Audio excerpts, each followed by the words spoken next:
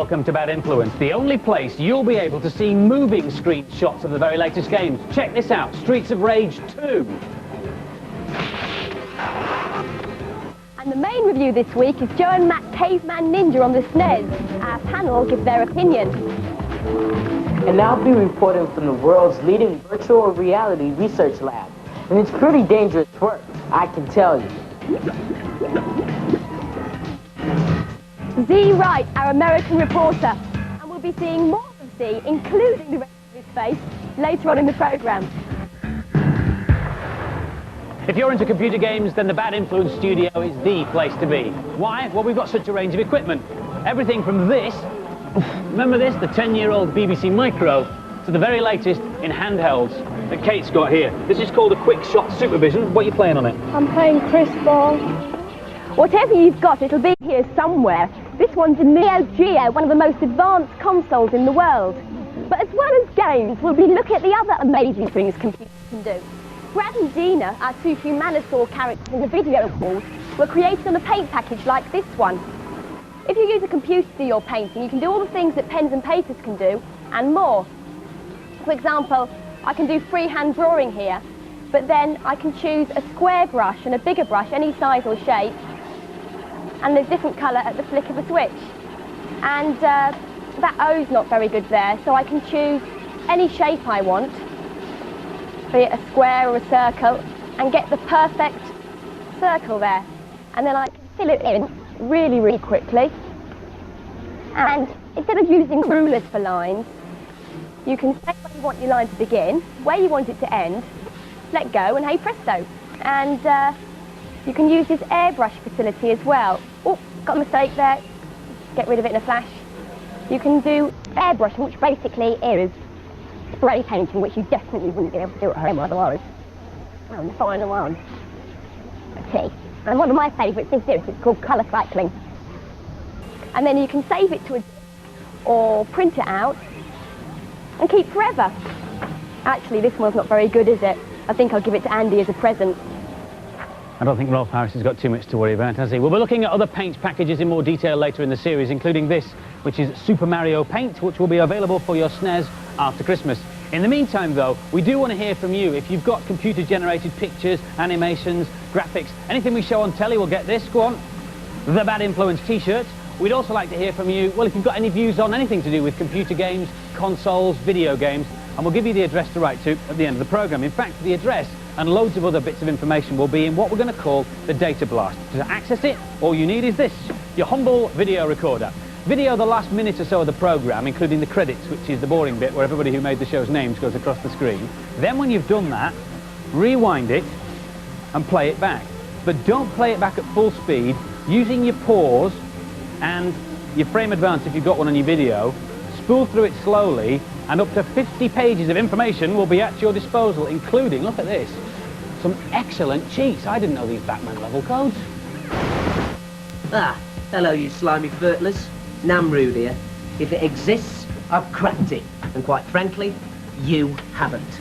Right, we're going to start with something really easy for those of you with small brains and blue hedgehogs. Sonic. When he appears on the screen and waves his finger, press up, down, left, right, then quickly hit the A and start buttons together. All the levels are then listed on the screen, so you can select just which level you like. Violet, this is what level 2 looks like. Charming, that Namrud. You can't believe a word he says, except when it comes to tips and tricks. And there'll be more coming up in Data Blast at the end of the programme, so watch out for that. Now, every week we'll be reviewing the latest games. Our reviewers are all keen players, and they'll be trying out the games and letting us know what they think. This week's main review is Joe+Mac Caveman Ninja on the SNES. It's a prehistoric action-adventure. Okay, this is great fun to play. It's really fast. It's good graphics. Oh, I've just fallen down a hole. When this happens, a little angel comes up. You jump over, you've got to hit all the pterodactyls, falling down another hole. Jump over. What you've got to do is you've got to kill all these Neanderthal cavemen. And they stole all your women folk. So you've got to battle through each level to kill that. There's lots of good things to do. Jumping, hitting people with your clubs. Basically, you've just got to run through and save everyone. Okay, I'm now on level 6, and this is where you're in the frozen caverns. I just picked up some rocks, they're different weapons. It's a great fun game. The graphics are smooth and cartoony. The sound effects are excellent, especially on this level where it sounds as though you actually are in the cavern. I've just hit 2 Neanderthal men with my rocks, and now I'm running up to get the bonus, which is extra health. All the platforms are slippy on this level, which makes it give that added realism. The music is different on every level, and that adds to the game. It makes it really addictive, and it's easy to pick up as well. It gets progressively harder as you go on. There's different dinosaurs, lots of different baddies, and it stops you getting bored. And the good thing about this game is, if you've got a friend, there's also a 2-player option. One of the best things about it is these end-of-level sprites. It's great fun to play, and I'd probably buy it. Looking forward to seeing it on the Game Boy. I like the Caveman idea, and the birds are brilliant. It's such a simple game, but it's really brilliant, and the graphics and sound are great. So the final scores for Joe+Mac. The boys gave it 4 out of 5, and the girls gave it 4 out of 5. Go and get a pen and paper for this one. Pauses. Continues. The word of the week is level code. Well, actually, it's 2 words. It's a way of jumping levels that you've already completed in a game. For example, this is a game called Dr. Franken on the Game Boy. At the start of the game, you can choose to enter a level code. Of course, there's only 2 ways you can discover the codes. After each level, they're displayed on the screen, or you can copy this down. You'll start on level 4, Triassic. Hey, look, Andy, I'm on level 4. Yes, very good, Violet. Time now for our first American report from Z Wright, who's on a sightseeing tour of Seattle. Well, virtually. Seattle, capital of Northwest America. Often called the Emerald City, Seattle curves around the rim of Elliott Bay.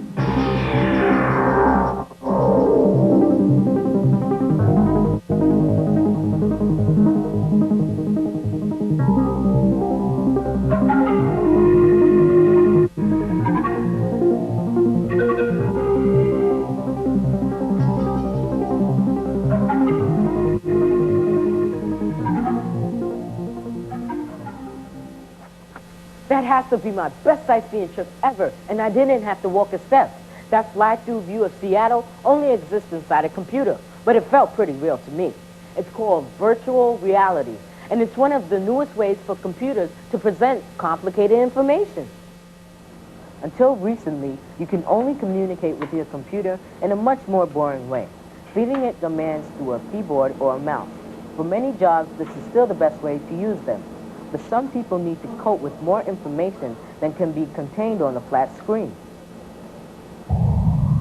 Now you can actually wear your computer. You're no longer on the outside looking in. The images and sounds go straight to your senses, giving you a complete experience. There's one TV screen for each eye, and these are stereo earphones. And the knob on top of the helmet is called a polemus, and it lets the computer track your movements. And there's a whole series of commands that can unlock secret worlds.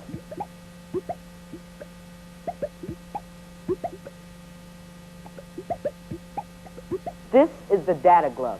It uses fiber optics to tell the computer which way you want to go. Up, down, forwards, or backwards. These fantastic worlds are not just fun to fly in, they demonstrate important new developments in computer science. They were made here at Seattle's Human Interface Technology Laboratory, or HITLab. HITLab was set up because there was a demand for this technology in many, many fields. Architects wanted it, doctors wanted it. Virtual technology allows scientists to get inside the human body. You can fly around inside a perfect replica of a human eye, pulling bits off when you need to get a closer look. The purpose of the virtual eye was to eventually develop a simulator for eye surgery. We're doing this in conjunction with a group called Orbis International, eye surgeons that go around the world to various developing countries and do surgery on blind people and teach the local folks how to do these procedures. So eventually, people learning these procedures will learn them in virtual reality. They will go in and they will see what looks like a real eye, and they'll be able to practice and be able to correct their mistakes without having dire consequences on real people. This virtual model of Seattle's Henry Art Gallery shows how VR can be used by architects to design buildings to precise scale. The virtual worlds give them a much better sense of real space than flat screen design packages. But the Hit Lab isn't just interested in pictures. Sound that appears to come from the right direction can make the computer world seem much more real. This shark hunt game uses 3D sound so the hunter can work out where the sharks are coming from. At the moment, this is just a prototype for use in science labs, but a big game company is already working with the Hit Lab. Who knows? One day you may take a dip with Mario or Sonic. The future's looking really good. Instead of buckets and wires, you'll be able to slip into cyberspace as easy as putting on a pair of specs. This is Z-Right for Bad Influence in Seattle. Sorry, in cyberspace. A happening place to be. A very happening place to be, cyberspace. See you next week. If you saw films like Lawnmower Man, you might have thought that virtual reality was more realistic than that. But these pictures show us exactly where virtual reality is at the moment. In the film, it's just special effects. It's also very difficult to convey what virtual reality is really like on telly because it's a three-dimensional thing, and telly, of course, is only two-dimensional. But for what it's worth, take my opinion, it's excellent. Now on Bad Influence, this week's news and previews. Sonic's back, and this time he's brought a friend. We're playing the Mega Drive version here. Once again, you take Sonic on a high-speed chase through lots of levels to collect rings. His foxy friend's called Tails because he's got two. And in the two-player option, you can actually take a character each and race through the levels. Sonic goes faster than he did on the first game, and Tails can use both those tails and fly like a helicopter. The finished version is scheduled for worldwide release on November the 24th. So look out for that. Don't forget also the Future Entertainment Show from the 5th to the 8th of November at Earl's Court. All the latest in video games and virtual reality will be there, and so will the Bad Influence film crew. Future will be hosting the first Bad Influence National Games Championship. The preliminary round started across the country last week, and judging by the prizes, the Manchester winner Jeff Treasure walked away with, the finger fiddling and joystick juggling is well worth it. Mario is soon to reappear in Super Mario Kart on the SNES. That fearless little plumber has taken to the racetrack and has brought his Mushroom World friends and enemies with him. Mario's been very busy as he appears again here in Mario Land 2 on the Game Boy, due out early December. It promises to have all the fun of Mario Land and more. This time you can see Mario twizzle and spin and even fly when he gets some bunny ears. Oh. If you still think gameplay requires too much effort, meet the TurboTouch 360 control pad. It takes the strain out of pad bashing as it's touch sensitive. They claim to improve your scores by helping you play longer. Versions to fit most machines should be in the shops by January and will cost you around £20. And now for a mega first. Streets of Rage 2, the unfinished version. All the street action you'd expect, plus the secret weapons hidden inside ordinary looking objects. This 16 meg game, the biggest ever for the Mega Drive, should be in the shops in January. Remember where you saw it first, here on Bad Influence. Now for some more games reviews. First up this week is Putty for the Amiga. It's a game like nothing you've seen before, a mixture of platform, puzzles and adventure. Here's Emma.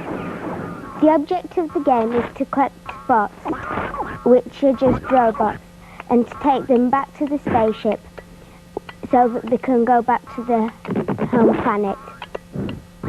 Putty's a bit hard to control because it does so many things when it squidges and slimes.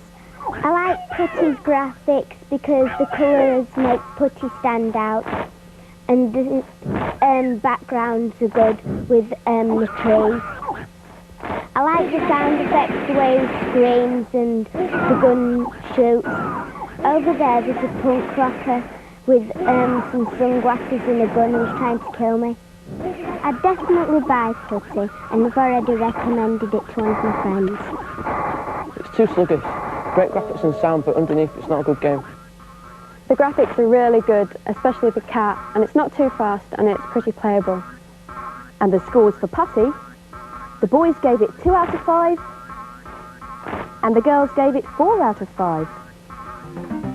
Next is Super Smash TV for the Game Gear. It's a classic arcade shoot-'em-up based on a futuristic TV game show. It's already appeared in other formats. Here's Lakesh. The graphics are kind of dull.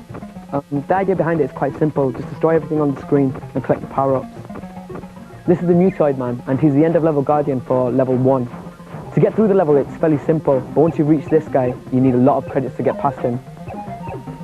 I've been spending approximately 10 minutes just to complete this guy, and I'm not really getting very far, or I don't really know if I am. Oh, I'm dead. I wouldn't really buy Smash TV. There are better games out for the Game Gear, and personally I prefer Pac-Man to it. It was quite good, but it was really difficult to see what was going on. It's okay, but the directional fire isn't very good on the Game Gear. And the scores for Super Smash TV, the boys only gave it 2 out of 5, and the girls 3 out of 5. And finally, it's Battletoads for the NES. Here's Amanda. Graphics on this are really fun, and cartoons, and you can really take your aggression out on them. And what I'm hitting at the moment is one of the monsters, and you've got to kill it twice in order for it to actually die. And then you pick up its bones, and you can hit them with this instead. This is level 2, and the gameplay is completely different. The graphics are really amazing. I mean, just look at these pictures, and the music isn't irritating, which is really good as well.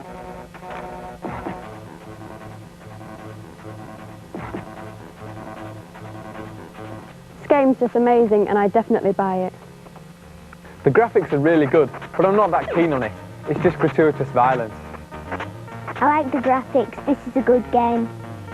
And the scores for Battletoads, the boys gave it 4 out of 5, and the girls gave it 4 out of 5. Tip of the week. I hope you still got that pen and paper ready. Remember, never share a joypad with someone who's been eating treacle sandwiches. Zool is the best-selling game this week on the Amiga, and here's how to cheat at it. When the game's loading, you get this screen. Type in goldfish. The screen flashes. Well, it would, wouldn't it? Because you're now in cheat mode. Keys F1 to F6 let you choose any world that you want. There are some other cheats on the other keys, but you'll have to find those out for yourselves. Thanks, Nam. He'll be turning up every week with tips and hints and cheats. But don't let that put you off. There'll be some interesting stuff too. Yeah, we're going to be asking some serious questions of the game's manufacturers, like, why do console cartridges cost up to £65? But Bad Influence isn't just about games. We'll also be finding out about all the other exciting things computers can do, like this, for instance. And now for something completely different. I'm sorry, I'll say that again. And now for somebody completely different. That wasn't quite as painful as it looked. It's a computer trick called morphing, which is short for metamorphosing.